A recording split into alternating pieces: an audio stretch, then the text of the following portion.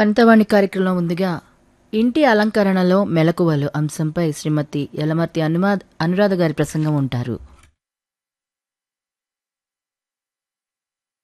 ఇంటిని చూసి ఇల్లాల్ని చూడమని పెద్దలన్నారు. అందులో ఎంతో అర్థం పరమార్థం ఉన్నాయి. మనం ఒక తెలియని వారి ఇంటికి వెళ్లామనుకోండి, ఏ పని అమ్మాయో వచ్చి తలుపు తీసి ఒక్క నిమిషం కూర్చోండి, అమ్మగారు వస్తారు అని లోపలికి వెళ్లిపోతుంది. అప్పుడు అక్కడ ఉన్న ఏ కుర్చీలోనో సోఫాలోనో కూర్చొని చేసేదేమీ లేక ఇంటిని పరిశీలిస్తాం. ఆ ఇల్లాలి నేర్పుని గమనిస్తాం. మనసుకు నచ్చితే ఆవిడికి అభినందనలు కూడా అందిస్తాం. అలా ఒకరు అభినందించేట్లు ఇంటిని అలంకరించుకోవటం ఎలాగో ఈ రోజు చూద్దాం.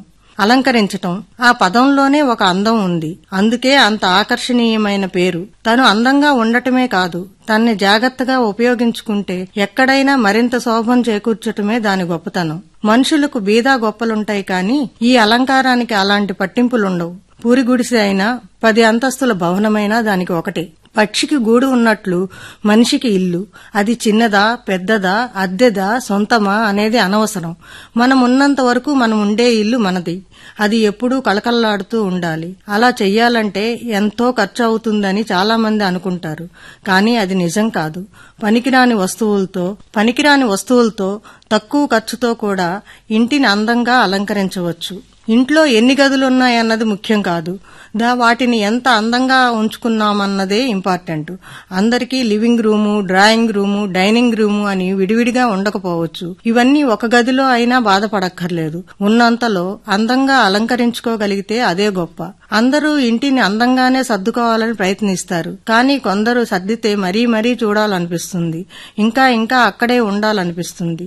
అలా అనిపించుకోవాలంటే కాస్త సృజనాత్మకతను జోడించాలి. ఆ కళ గురించి తెలుసుకోవాలి. ఏదైనా తెలుసుకున్నాక ఇంతేనా అనిపిస్తుంది. తెలియకముందు తెలియదే అనే దిగులుంటుంది.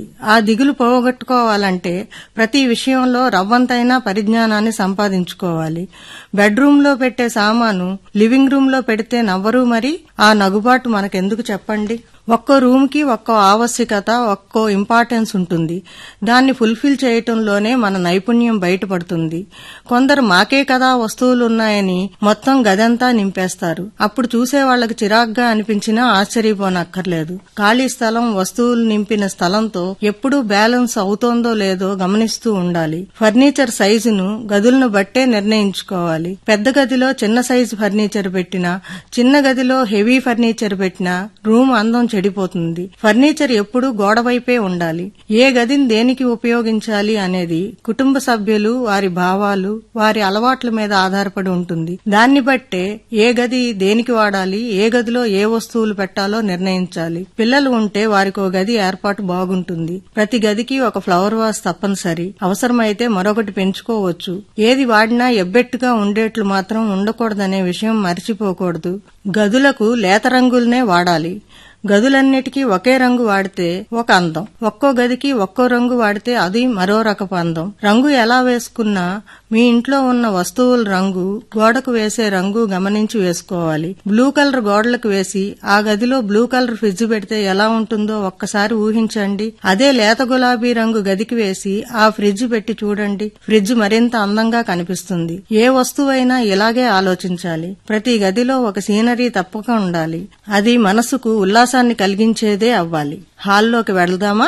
ఇంట్లోకి రాగానే మనకు మొట్టమొదట కనిపించేది ఇదే కాబట్టి ఈ గదిని శుభ్రంగా, అందంగా, ప్రత్యేకంగా ఉంచడానికి ప్రయత్నించాలి. First impression is the best impression అంటారుగా. తక్కువ ఫర్నిచర్ వాడాలి.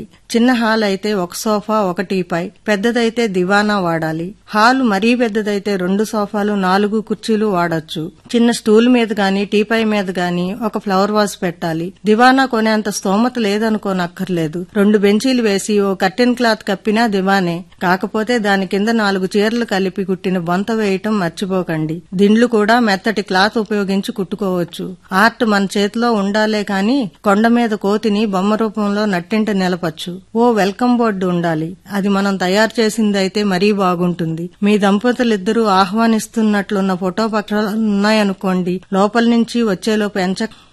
నుంచి మీరు వచ్చేలోపు ఎంచక్కా మీ ఫోటోనే మీ పని కానిచ్చేస్తుంది. మంచి సీనరీ మనుషులకు ఎక్కడికో తీసుకువెళ్లిపోతుంది. చక్కటి జలపాతం, తోటలు, ఇలాంటివి ఏదైనా ఒక మూలగా డస్ట్బిన్. ఈ హాల్లో ఉన్న షెల్ఫ్ లో కొందరు పింగాణీ పేట్లు షోగా కబోర్డ్లో పెడతారు. అది డైనింగ్ టేబుల్ ఉన్న రూమ్ లో ఉంటేనే అందం. ఇక్కడ మనకు వచ్చిన బహుమతులు, షో పీసులు పెడితేనే అలంకారం. ఇక బెడ్రూమ్ లోకి వెళ్దాం. బెడ్రూమ్ లోకి అడుగు పెడుతున్నారంటే మరో లోకంలోకి ప్రవేశించినట్లే ఉండాలి. ఏది చేసినా బయట లోకానికి దూరంగా, ప్రశాంతంగా, హాయిగా మీకు మీరే అనిపించాలి ప్రతి క్షణం. బెడ్ సెంటర్ ఆఫ్ అట్రాక్షన్ అని దాన్ని మధ్యలో వేయకండి. ఒక పక్కగా వేసుకుంటే స్థలం కలిసి వస్తుంది, అందంగా ఉంటుంది. గోడకి సముద్ర తీరం పెయింట్ చేసుకోవటం కానీ, అలాంటి సీనరీ కానీ పెట్టుకుంటే బీచ్ పక్కన ఉన్న ఆనందం కలుగుతుంది. పక్కనే కార్నర్ టేబుల్, దాని మీద ఒక బుల్లి టేప్ రికార్డర్, స్విచ్ నొక్కగానే చక్కటి సంగీతం వినిపించేందుకు. దాని పక్కన ఒక టేబుల్ ల్యాంప్, ఎవరైనా మరొకరిని డిస్టర్బ్ చేయకుండా చదువుకోవటానికి. డ్రెస్సింగ్ టేబుల్ ఒక పక్కగా, అది గదికి పెద్ద అలంకారం. సీలింగ్ కి పచ్చి కలర్ వాల్ పేపర్ అంటించి అక్కడక్కడ పసుపు పూలు, ఎరుపు పూలు అతికించండి. పైకి చూడగానే తోటలో ఉన్న అనుభూతి వస్తుంది. కిటికీ పక్కన నైట్ క్వీన్ పెంచితే పరిమళాలను ఆస్వాదించవచ్చు. స్టడీ రూమ్ మంచి మూడ్ తెప్పించేదిలాగా ఉండాలి. చదువుకునే గది కదా, చదువుని ఇబ్బంది పెట్టే వస్తువులు ఏవీ ఈ రూమ్ లో ఉంచకూడదు. అంతా ప్రశాంతంగా ఉండాలి. రీడింగ్ టేబుల్, ఒక కుర్చీ ఉండటం ఎంత ముఖ్యమో అది కిటికీ పక్కన ఉండటం అంతే ముఖ్యం. కరెంటు పోయినప్పుడు ఇబ్బంది ఉండదు ఇలా చేసుకుంటే. గోడకు ఒక ప్రపంచ పటాన్ని అతికించండి. టేబుల్ పైన పెన్ హోల్డరు, పెన్స్, ఒక లెటర్ ప్యాడ్ తప్పక ఉండాలి. టేబుల్ లైట్ టేబుల్ కే అందం. డిక్షనరీ, అట్లాస్, బుక్ షెల్ఫ్ లో ముఖ్య వస్తువులు. మధ్య మధ్యలో రిలాక్సేషన్ కోసం పెయింటింగ్ బాక్స్, బ్రష్లు టేబుల్ సొరుగులో ఉంచుకోవాలి. జనరల్ నాలెడ్జ్ పుస్తకాలు, స్టోరీ పుస్తకాలు ఎలాగూ ఉంటాయి. ఇక పిల్లల గది. పిల్లలంటేనే మూడ్స్ మాస్టర్స్. వాళ్ళకి ఎప్పుడూ పర్మనెంట్ అరేంజ్మెంట్స్ ఉండకూడదు. గదిలో వస్తువులను మారుస్తూ ఉండాలి. ఒక బెడ్, ఒక స్టడీ టేబుల్, ఇవి మార్చక్కర్లేదులేండి. పిల్లలు ఎక్కువగా ఎరుపు, నీలం, పసుపు రంగుల్ని ఇష్టపడుతుంటారు. ఈ రంగులు గది లోపల వాడాలి. వారి గదిలో కథల చార్టులు వేలాడదీయండి. ఎగిరి గంతులు వేస్తారు. ఇంకోసారి పాటల చార్టు ఇలా మార్చాలి. అలాగే వారికి సంబంధించిన బొమ్మలు రాత్రికి రాత్రి పుస్తకాల్లో కత్తిరించి టేపుతో అంటించి నిద్ర లేవగానే చూపిస్తే సందడే సందడి. సీలింగ్ కి మేఘాలు, చంద్రుడు, నక్షత్రాలు ఉండేట్లు పెయింట్ చేయించండి. పిల్లలు ఇష్టపడే ఆకాశమే తమ ముందు ఉందన్న అనుభూతి కలుగుతుంది. బెడ్ మీద దుప్పటి కూడా పిల్లలు ఇష్టపడే బొమ్మలు, జంతువులు ఉన్నవైతే వారు మరీ ఇష్టపడతారు. క్లోజ్డ్ డస్ట్బిన్ తప్పక ఉంచాలి, లేదంటే గదంతా పేపర్సే. Dining room. ఇక్కడికి వెళ్లగానే ఆకలి దంచెయ్యాలి. ఎలా? గోడకు తాజా పండ్లు, కూరగాయలు ఉన్న సీనరీని అంటించండి.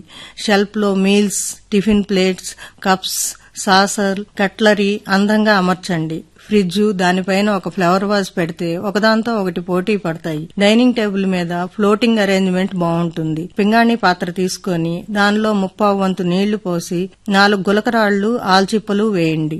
ఆ తర్వాత మీకు ఇష్టమైన పూల రేకులను చల్లండి. అవి నీటిలో అలా తేలుతుంటే మీ కళ్లకు మంచి ఆహ్లాదం. పెద్ద టేబుల్ అయితే లైట్ అరేంజ్ చేసుకుంటే హోటల్లో భోజనం చేసినట్లే ఉంటుంది. ఆ డిమ్ లైట్ లో తింటుంటే. పెప్పర్ సాల్ట్ బాక్స్ మధ్యలో, గ్లాసుల స్టాండ్ ఒకవైపు, పచ్చళ్ల కంటైనర్ ఒకవైపు పెడితే అందంగా ఉంటుంది. సింక్ దగ్గర సోపు, ఫ్రెష్ నాప్కిన్ చెప్పక్కర్లేదుగా.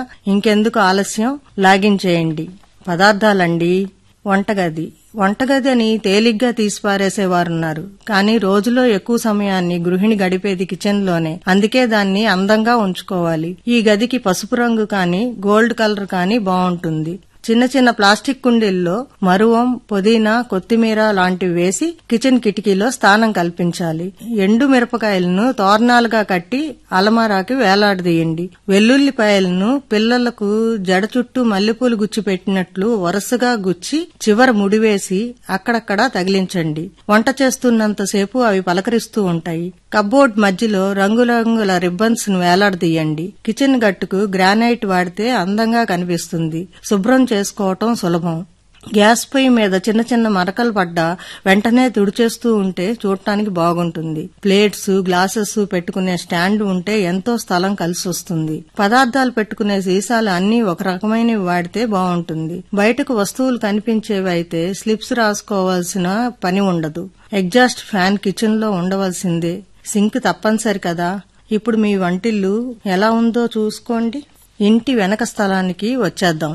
ఇక్కడ కూరగాయల చెట్లు, పండ్ల చెట్లు పెంచుకుంటే అందం, అవసరాలు తీర్చటం, ఆదాయం అన్నీ ఒక్క పనిలోనే. ఇంటిని నెలకోసారి బూజులు దులుపుకోవటం, రోజు తడిగిడ్డు పెట్టుకోవాలని నేను చెప్పాలా? ఇలా ఇంటిని తయారు చేసుకుంటే సరిపోదు. మీరు ఎప్పుడూ ఫ్రెష్ గా ఉండాలి. అప్పుడు ఇల్లు, ఇల్లాలు కూడా బాగుంటుంది. ఏమంటారు?